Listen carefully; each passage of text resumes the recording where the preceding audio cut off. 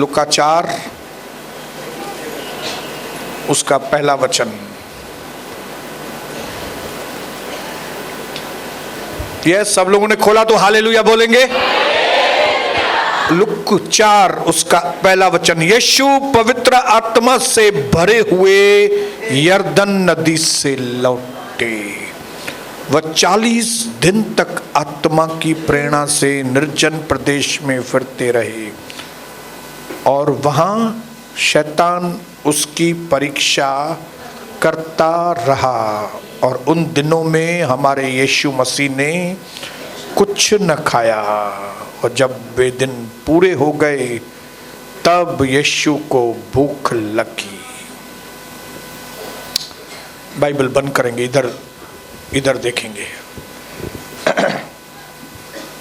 कई चीजें हमने शुक्रवार को पवित्र आत्मा के द्वारा सुनी और कुछ इंपॉर्टेंट चीजें आज भी हम सुनेंगे। और मैं विश्वास करता हूं ये चीजें जो उपवास और प्रार्थना से संबंध रखती है, जब आप सुनेंगे और समझेंगे तो आपके ऊपर एक नया अभिषेक आ जाएगा। हालेलुया। क्योंकि उपवास और प्रार्थना मतलब आत्मिक रीति से अपने आप को नया बनाने के जैसा है। अपने आप को उपवास और प्रार्थना एक क्लीनिंग एजेंट है जो आपके शरीर को भी क्लीन करता है और आपके हृदय को भी क्लीन करता है, कि आत्मा को भी अंदर से क्लीन साफ करता है। उपवास और प्रार्थना में हमारे अंदर सफाई होती है। बोलो सफाई होती है। और मैं विश्वास करता हूं इन 3 दिनों में बहुत सारी सफाई हो गई है। हालेलुया। बोलो हालेलुया। सिर्फ 2 या 3 चीजें मैं आपको बोलूंगा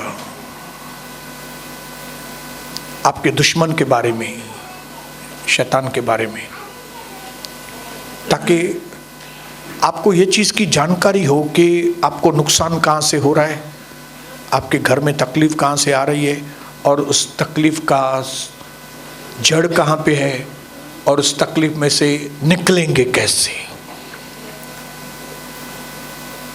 तो सबसे पहली चीज मैं आपको आपके दुश्मन के बारे में बताऊं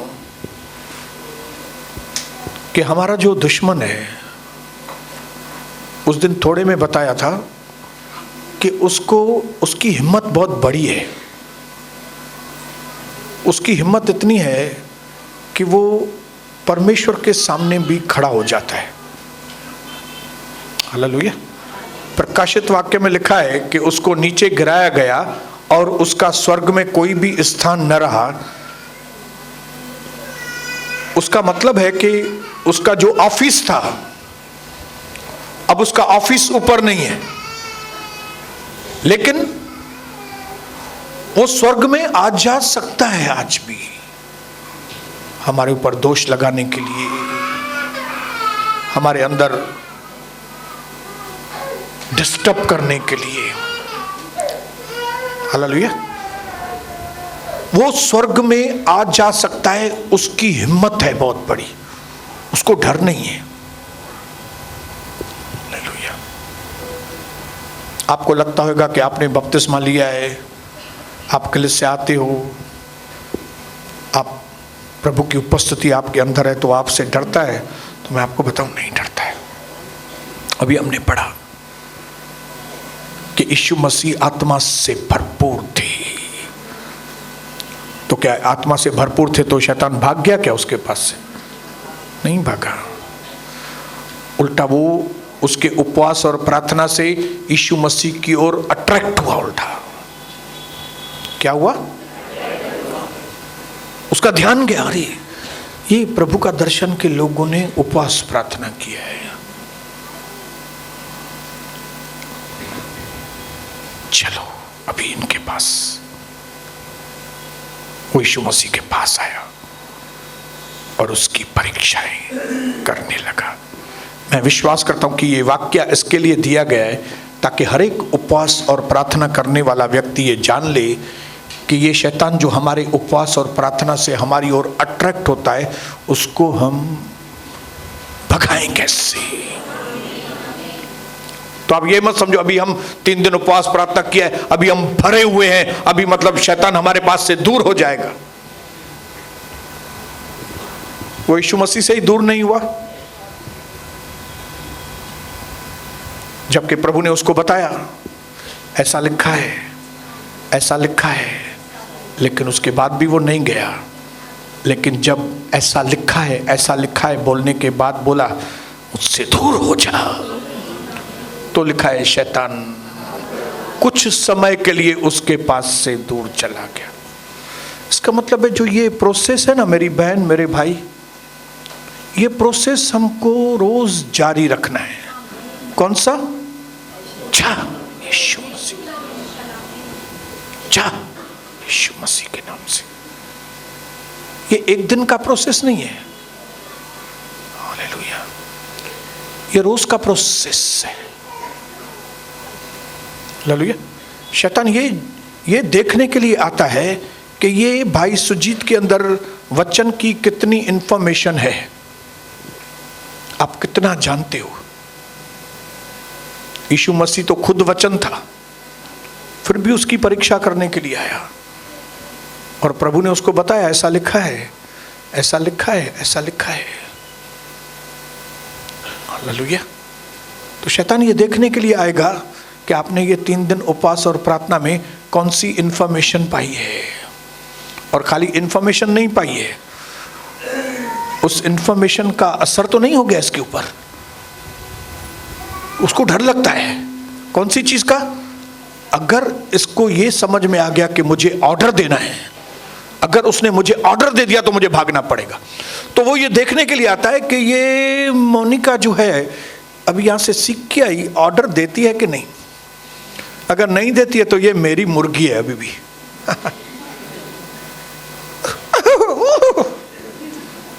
ये मुर्गी है मेरी अभी भी, ये मुर्गा है अभी तक मेरा। इसने सुना सब कुछ, इधर तालियां भी बजाई, नाचा भी, इंफॉर्मेशन भी है, खबरचार भी सारी है, वचन के बारे में मालूम भी है, लेकिन इसको ऑर्डर देना आता नहीं है। तो ये मेरा ही है, हालेलुया। मैं आपको बताऊं, एक तो अविश्वासी लोग उसके मुर्गे हैं, और एक विश्वासी लोग जिनको खाली इंफॉर्मेशन है, जिनको खाली ज्ञान है, लेकिन जो उसको भगाते नहीं है। ये सारे उसके हाथ की कठपुतलियां हैं। वो जब चाहे कुछ भी चाहे, ऐसे लोगों के जीवन में, ऐसे पास्टरों के जीवन में, ऐसे लीडरों के जीवन में वो कुछ भी कर सकता है। आप कितने भी पुराने प्रभु में क्यों ना हो, आपको हीलिंग मिली होगी, आपको चंगाइयां भी मिली होंगी, आपको सब कुछ मिला होगा, लेकिन उन चीज़ों को मेंटेन करने के लिए, उन चीज़ों को आगे बढ़ाने के लिए आपको एक चीज़ सीखनी पड़ेगी कि उपवास और प्रार्थना आपको सिखाता है कि यीशु मसीह के नाम से हम कैसे शैतान को रिब्यूक करें, हम उसको कैसे धमकाएं, हम उसके कामों को कैसे सत्यानाश करें, हम अपने मुंह को खोल के कैसे उसको भगाएं। अगर ये चीज़ आप नहीं सीखेंगे तो मुझे बड़े दुख के साथ करना पड़ता है कि शैतान वैसे ही आपके जीवन में काम करेगा जैसे वो पहले वो करता आया है। Praise the Lord, hallelujah. इसके लिए जब हम उपवास करते भी हैं, जब हम प्रार्थनाओं में आके बैठे भी हैं, जब हम प्रभु की उपस्थिति में भरे भी हैं, तो क्यों नहीं ये एक पॉइंट हम हमेशा के लिए सीख जाएं। कौन सी चीज?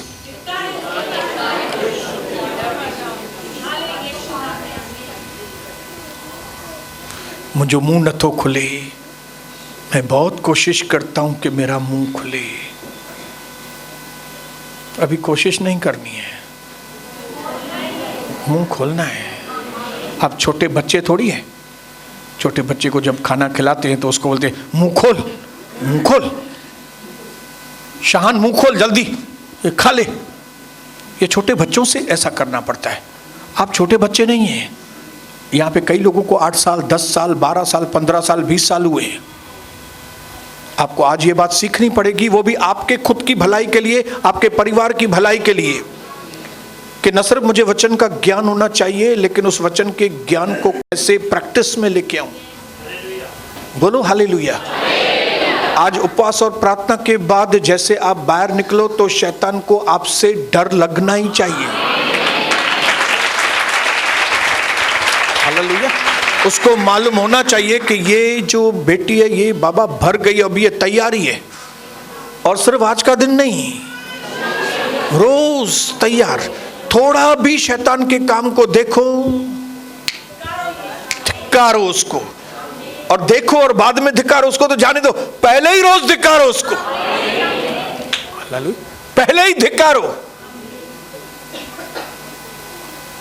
कई बार कुत्ता जो है ऊपर 7 माले पे नहीं आता है हमारे, लेकिन मुझे नीचे कंपाउंड में ही दिखता है ना, तो उसको हट हट, उसको कंपाउंड में से ही भगाता हूं। घर कंपाउंड से आए, सीढ़ी पे चढ़े, 7 माले पे आए, मेरे घर के बाहर आए, फिर मैं उसको बोलूं चल रहे, तो उसकी वजह कंपाउंड से ही क्यों नहीं भगाऊं। मैं नीचे ही वॉचमैन को बोलता हूं, वॉचमैन ये तुमको दिखाई नहीं देता है, भगाओ उसको जल्दी इधर से।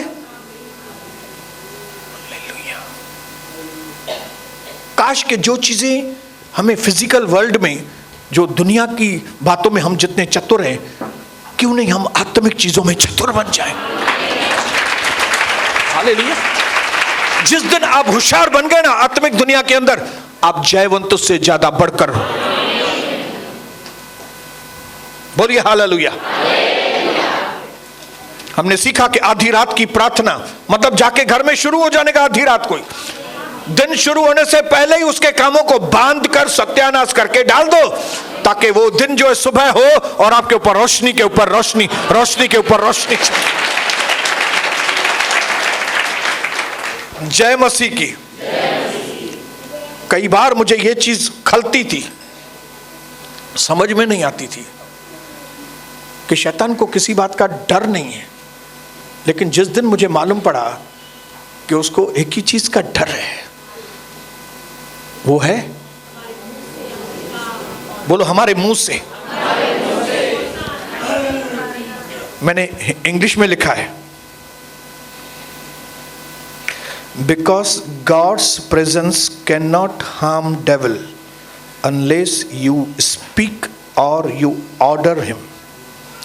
जब तक आप बोलेंगे नहीं, जब तक आप ऑर्डर नहीं देंगे, तब तक उसको डर नहीं लगता है। और मैं ऐलान करता हूं कि मेरी बहनें और मेरे भाई, आज के बाद शैतान को ऑर्डर देने वाले लोग।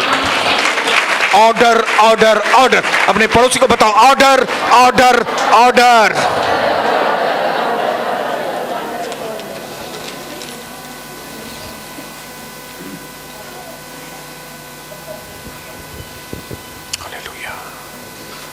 उसने अपनी चालाकी से, आपको मालूम है ना शैतान चालाक है, उसने अपनी चालाकी से कई विश्वासियों के अंदर, पास्टरों के अंदर, लीडर्स के अंदर गढ़ बना के रखे हैं। गढ़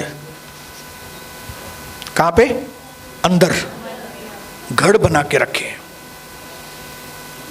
और उसका तरीका कौन सा है? वो बात करता है। बोलो वो बात करता है। और वो कैसे बात करता है मालूम है? वो चालाकी से बात करता है। बोलो चालाक है वो हवा के पास आया तो चालाकी से आया। हालेलुया। बात किस तरह से शुरू की, आप जाके घर में जाके पढ़ना तो आपको मालूम पड़ेगा कि वो कैसे पहले बातचीत में आया उसके साथ, और फिर कैसे उसको बातचीत में फंसाया। उसको इस तरह से फंसाया कि उसको मजबूर कर दिया कि वो फल खाए जिसके लिए प्रभु ने मना करके रखा था। हालेलुया। आपको कितना नॉलेज है वो देख के पढ़ता है, भाई इसको कितना नॉलेज है, अच्छा ये चीज मालूम है इसको, तो उससे हटकर कोई दूसरी चीज बोलेगा आपको, उसमें आपसे बात करके आपको वो फंसाएगा, आपकी डिजायर को देखेगा। इसको पास्टर बनना है तो उसको बोलेगा ऐसे ऐसे करेगा ना तो तू सोनी से भी बड़ा पास्टर बनेगा। इतना आसान है। तू एक काम कर, 15 या 20 लोगों को भरखला। क्या कर?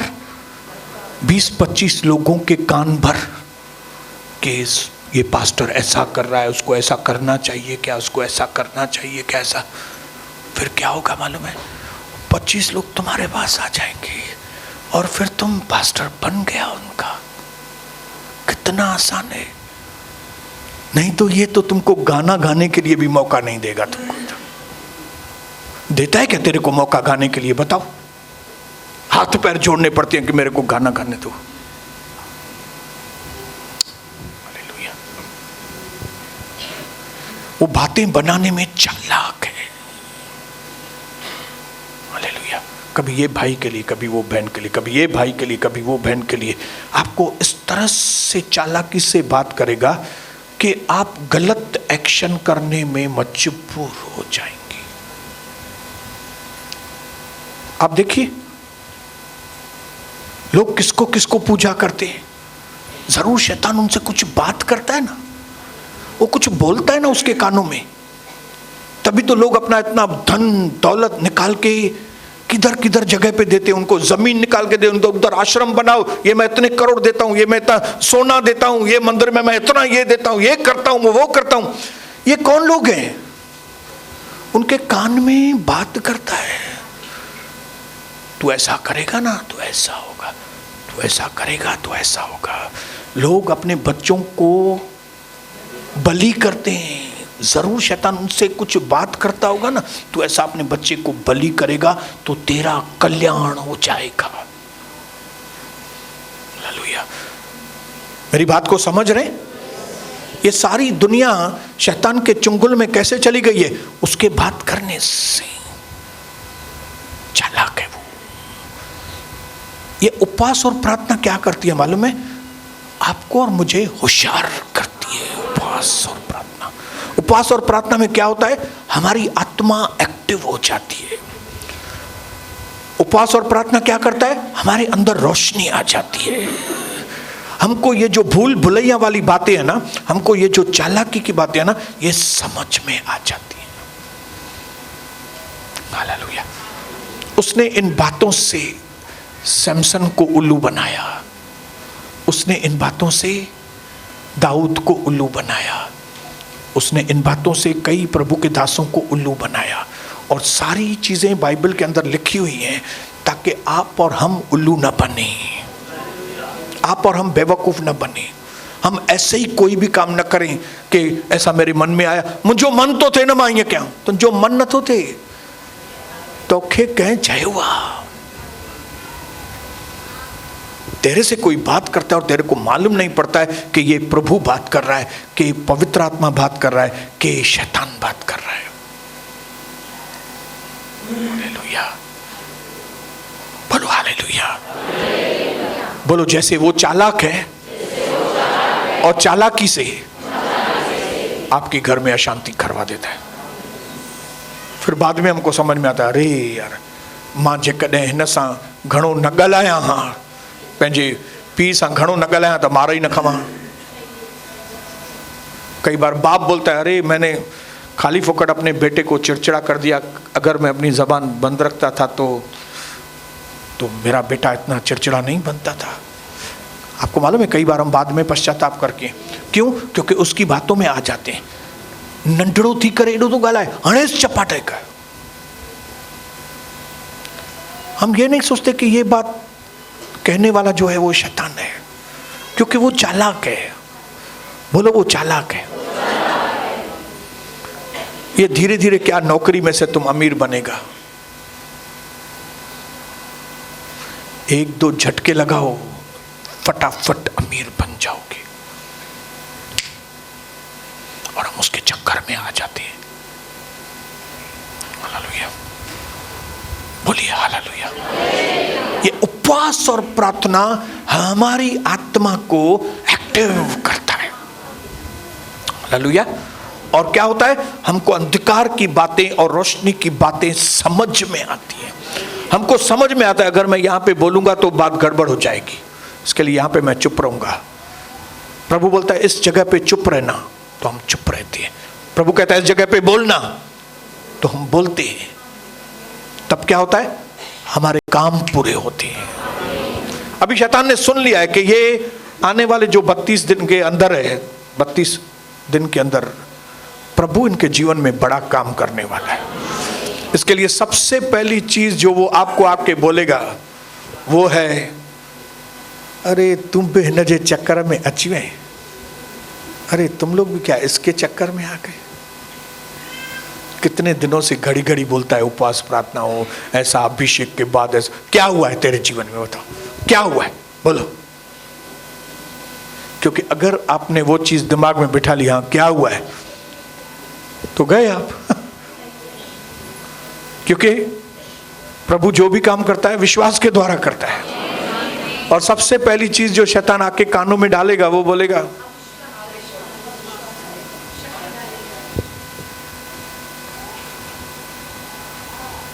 मैनिपुलेशन। आपको जितना मालूम है उसके अनुसार शैतान आके बात करेगा आपको फंसाने के लिए। इसके लिए आपको और मुझे इसका ज्ञान होना बहुत जरूरी है, क्योंकि परमेश्वर इसके बाहर से हमको कभी आशीष नहीं करता। प्रभु के भविष्यवाणियां, प्रभु के जो प्रॉमिसेस है, प्रतिज्ञा है, प्रभु उसी दायरे में हमको आशीष करता है, उस दायरे के बाहर नहीं जाएगा। इसके लिए जब कभी आप प्रार्थना करते हो, जब कभी आप प्रभु से कोई चीज मांगते हो, आप एक चीज जरूर ध्यान में रखो कि वो जो आप मांग रहे हो वो इसके दायरे के अंदर है कि नहीं, इसके अनुसार है कि नहीं। अगर इसके अनुसार नहीं है, नहीं सुनेगा प्रभु आपकी। धर्मियों का जीवन उगते हुए सूरज के जैसा है, तो आप धर्मी हैं कि नहीं? अब हम आता है ना, आपको मालूम है धर्मी कौन? जो प्रभु की आज्ञा मानता है। जो कौओं को भोजन खिलाता है वो नहीं है धर्मी। जो गरीबों को दान देता है वो धर्मी नहीं है। मैं आपको बताऊं धर्मी का सच्चा डेफिनेशन क्या है मालूम है? जो परमेश्वर की आज्ञाओं को मानता है, जो प्रभु उसको बोलता है वो उसको मानता है। तो अगर आप धर्मी हैं तो आप प्रभु से मांग सकते हैं, प्रभु आपने तो कहा है कि मेरा जीवन जो है उगते सूरज के जैसा होगा, मतलब कल का दिन मेरे लिए आज से भी ज्यादा आशीषित कल, फिर कल से ज्यादा आशीषित परसों, परसों से ज्यादा आशीषित नरसों। आप मांग सकते हो।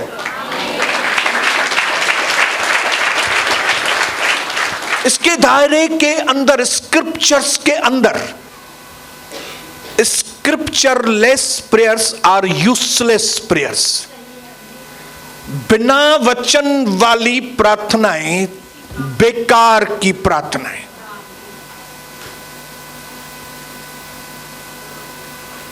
इसके लिए कई लोगों की प्रार्थनाओं का जवाब नहीं आता है क्योंकि वो वचन के अनुसार मांगते ही नहीं है।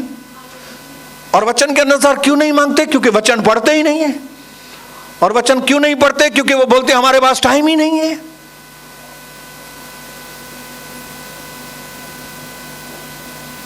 ये सारी चीजें जोड़ के आपको मैं बता रहा हूं। आज के इस तीसरे दिन के उपवास और प्रार्थना के दिन प्रभु आपकी आंखें खोले और आपको मालूम पड़े कि परमेश्वर हमारे साथ वचन के द्वारा बंधा हुआ है।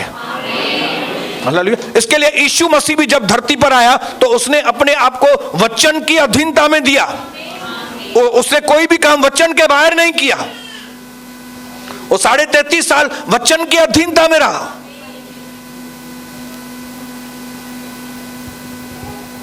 आज मैं यहां पे आपको हिदायत देने के लिए आया हूं। वचन पढ़ो, वचन समझो और वचन की हद के अंदर जो भी प्रार्थना करोगे वो परमेश्वर उस प्रार्थना को सुने। उसकी बाउंड्री के बाहर कुछ भी नहीं होने वाला है। उसकी बाउंड्री के बाहर जाएंगे तो सांप कटेगा। हालेलुया। आप प्रभु पर विश्वास करते हैं, यीशु मसीह आपके अंदर है, तो आप शैतान को भगाओ बाउंड्री के अंदर। क्योंकि प्रभु ने कहा मेरे लोग क्या करेंगे? दुष्ट आत्माओं को भगाएंगे मेरे नाम से। लेकिन आप विश्वास भी नहीं करते, आप घंटी भी बजाते हो और प्रभु के पास भी आते हो और फिर बोलते हो यीशु के नाम से शैतान निकल। तो शैतान बोलेगा मैं सोनी को जानता हूं, कविता को जानता हूं, तू कौन है? तू बाउंड्री के बाहर आके मेरे को चैलेंज करेगा? हाँ, तू बाउंड्री के अंदर खुद है नहीं, तू अपनी हद के अंदर है नहीं, प्रभु के अंदर है नहीं, और तू मेरे को आज्ञा देगा? ये उपवास और प्रार्थना हमें वचन की गहराई में स्ट्रांग करता है। ये उपवास और प्रार्थना हमारे अंदर क्लीनिंग करता है। ये उपवास और प्रार्थना हमारे अंदर एक नई शक्ति और ताकत को बढ़ता है। इन 3 दिन की उपवास और प्रार्थना के अंदर, इन 3 दिनों में प्रभु ने मुझे दिखाया कई लोगों के जीवन में प्रभु ने काम किया है। जिस श्रद्धा के साथ आप लोग यहां पे आए हैं, ऑलरेडी कई लोगों के जीवन में छुटकारे हो गए ऑलरेडी, क्योंकि कई लोगों के मुंह से मैंने सुना कि उन्होंने अर्धरात्रि की प्रार्थना को भी शुरू कर दिया। ये लोग हैं जिनसे शैतान डरता है। हालेलुया। जो सुनकर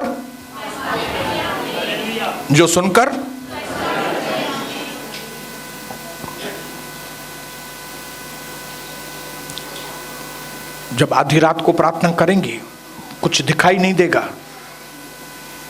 थोड़ा डर लगेगा आपको, लेकिन विश्वास करना प्रभु आपके साथ है। जब मैं बैठता हूं ना, तो मुझे क्या लगता है मालूम है? कुछ दिखाई नहीं दे रहा है, कविता तो थी ना ही है नहीं।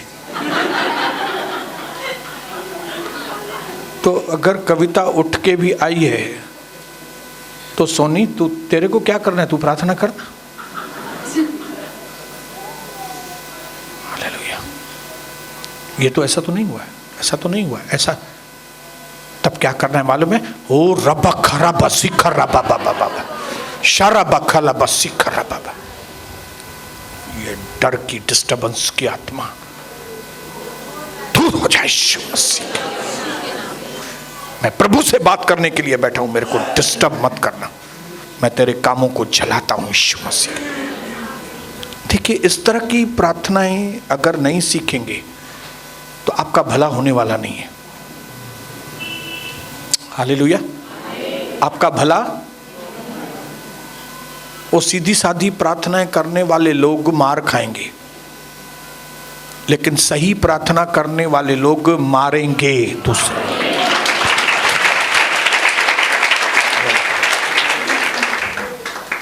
आखिरी चीज मैं बोलूंगा, आखिरी चीज जो बहुत जरूरी है। हम जिस देश में रहते हैं, उस देश का नाम है इंडिया। बोलो, मैं इंडिया में रहता हूं। I am an Indian. हमें बहुत गर्व होता है इंडिया के बारे में, होना भी चाहिए। लेकिन मैं आपको बताऊं, हमारा भारत देश बुराइयों से भरा हुआ है। जो बुराइयां हमारे देश में होती हैं, दूसरे कई देशों में वो बुराइयां नहीं होती। ये जो बलात्कार होते हैं, कहां पे होते हैं सबसे ज्यादा?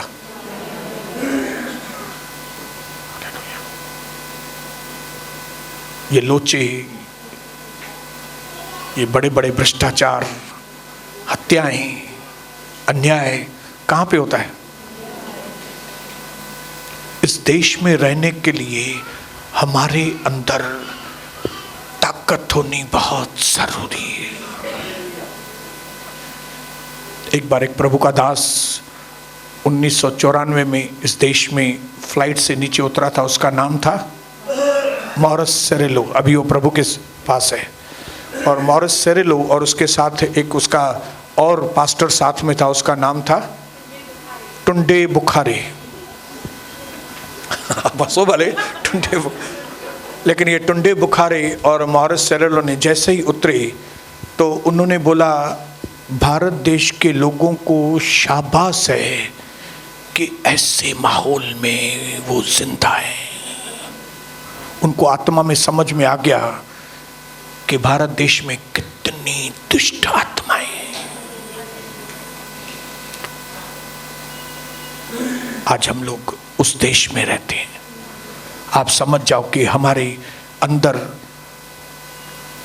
कितनी ताकत होना जरूरी है, और वो ताकत लाने का जो तरीका है वो आपको सीखना पड़ेगा। ये बादामी और अखरोट खाएंगे तो इसमें ताकत आएगी,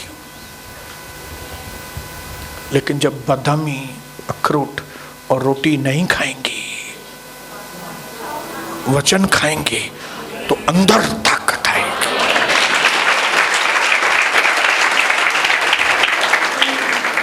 इसके लिए हमारे जीवन में जो नए लोग हैं उनके लिए मिनिमम महीने में एक उपवास और प्रार्थना, एक उपवास बहुत जरूरी है।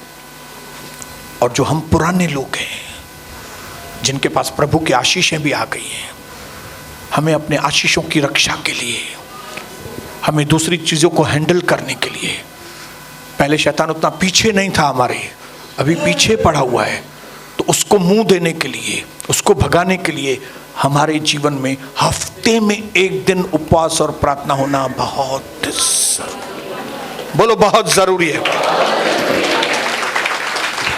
आप बोलेंगे परमेश्वर को मालूम नहीं है क्या? परमेश्वर को मालूम है, प्रभु को हमारी कमजोरियां मालूम है, और प्रभु दयालु परमेश्वर है।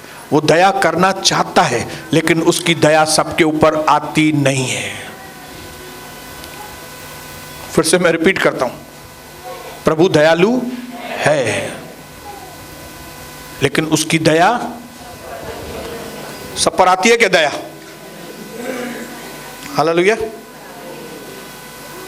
मैं पढ़ता हूं, परमेश्वर आपकी कमजोरियों को महसूस करता है, पर वो करता अपने वचन के अनुसार।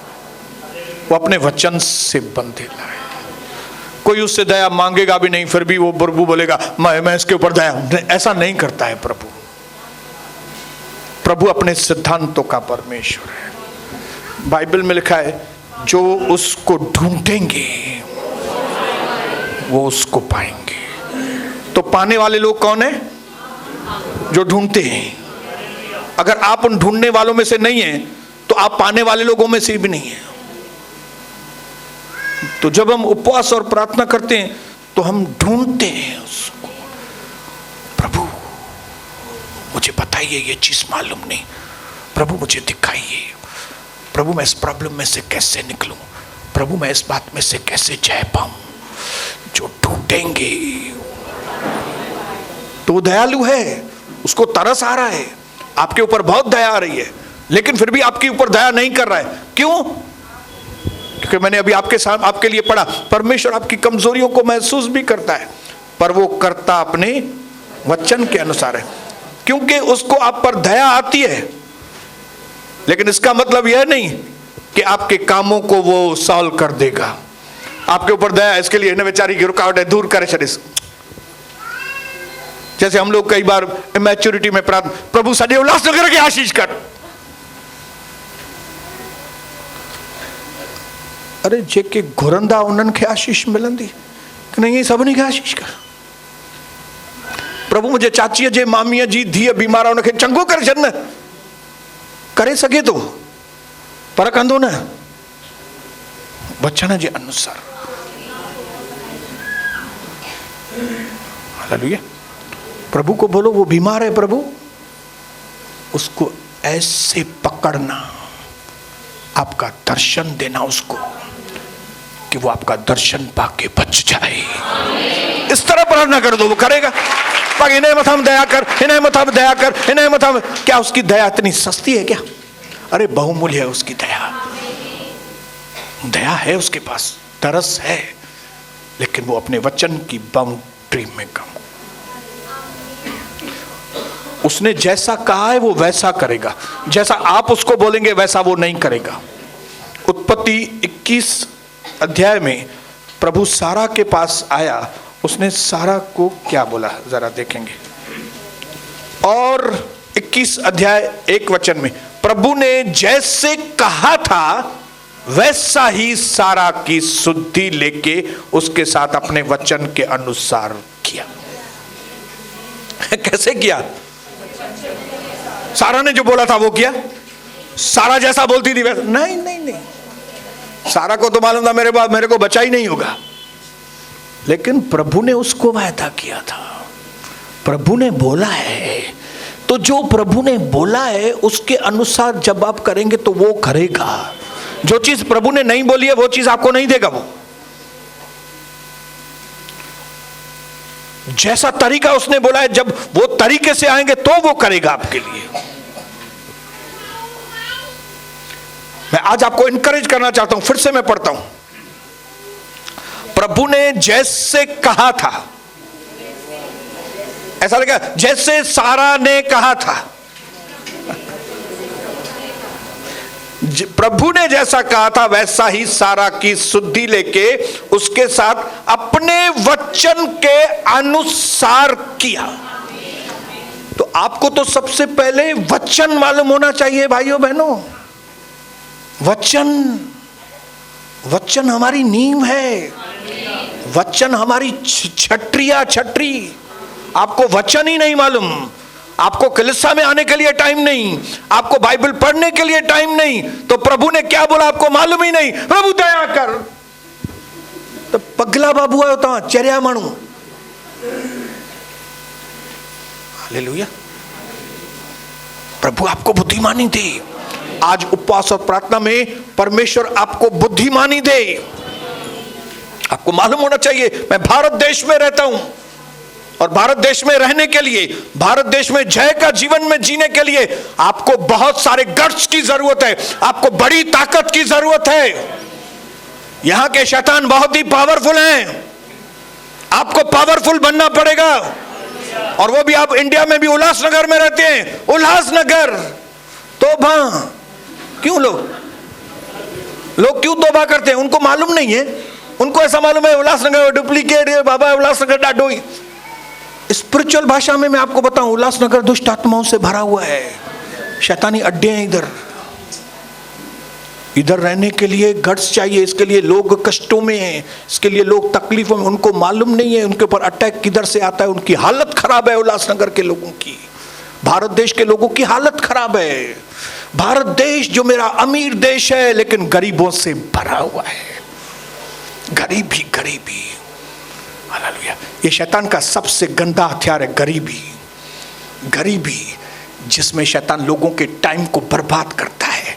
एक लाइट का बिल भरने के लिए उनको 400 रुपए नहीं है, वो 400 रुपए मांगने के लिए वो घर की जो लेडी है वो 10 जगह पे जाएगी मांगने के लिए, और उनके 4 दिन चले जाएंगे।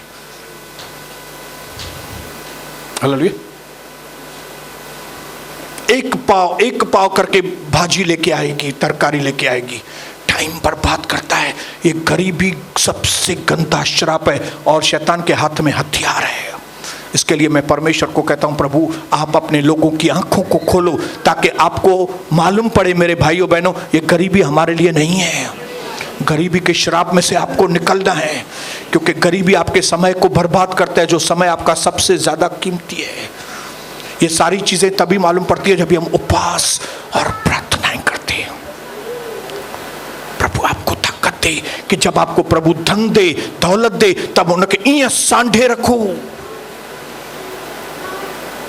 जैसे सबसे कीमती चीजों को संभाल के रखते हैं, प्रभु की हर एक आशीष को आप संभाल के रखो। इसके लिए प्रभु ने रोशनी दी, बचाओ और इन्वेस्ट करो, बचाओ और इन्वेस्ट करो। ये सारी चीजें हमारी जिंदगी के लिए इतनी जरूरी है जो आप कभी सोच नहीं सकते। इतनी जरूरी है ये बातें हमारे जीवन के लिए। लेकिन मैं परमेश्वर को धन्यवाद करता हूं, मेरे कई भाई और कई बहन बहुत गंभीर हैं प्रभु के भवन में, और उनके मन में उपवास और प्रार्थना के लिए बहुत श्रद्धा है।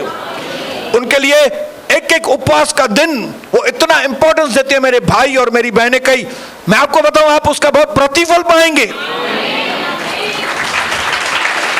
इन 3 दिनों में जो आपने मेरी सपोर्ट की है, जिन भी बहनों ने भाइयों ने, मैं उनको सलाम करता हूं और मैं उनको दिल से आशीष करता हूं कि तीनों दिन आप हमारे साथ रहे। मैं जब उनको देखता हूं तो मेरे मन में एक सपोर्ट मिलता है कि हाँ ये भाई मेरे साथ है, ये बहन मेरे साथ है। और जो भाई नहीं आता तो मेरे मन में दुख होता है, कितना खो दिया उस भाई ने, अब ये बहन ने कितना कुछ खो दिया।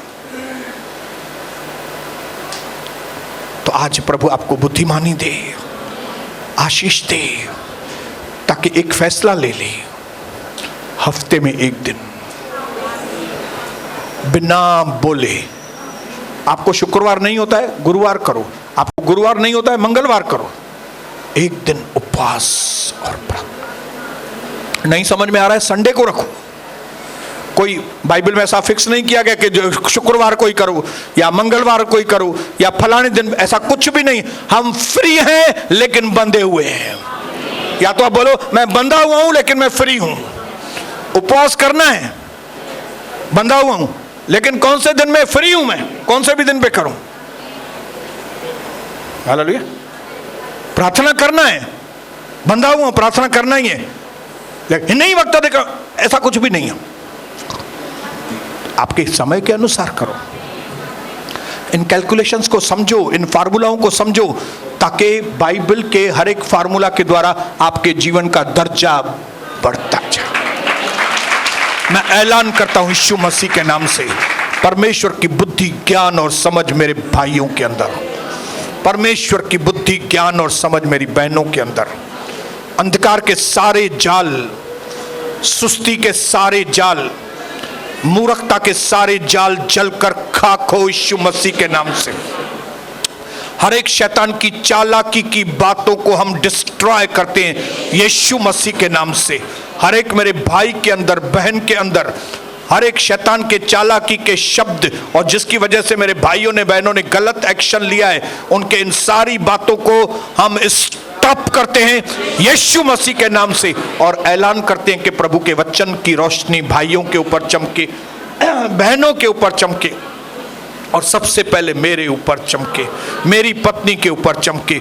नए तेल का अभिषेक पहले मुझ पर, मेरी पत्नी पर, मेरे बच्चों पर और मेरी कलीसिया के ऊपर। आत्मा और आग का अभिषेक पहले मुझ पर, कविता पर, और फिर मेरे बच्चों पर, और प्रभु का दर्शन की कलीसिया के हर एक परिवार के ऊपर यीशु मसीह के नाम से छुटकारे के ऊपर छुटकारे हो, छुटकारे के ऊपर छुटकारे हो। अपनी जगह पे खड़े हो जाएंगे, यीशु मसीह के नाम से छुटकारे हो, छुटकारे हो, छुटकारे हो।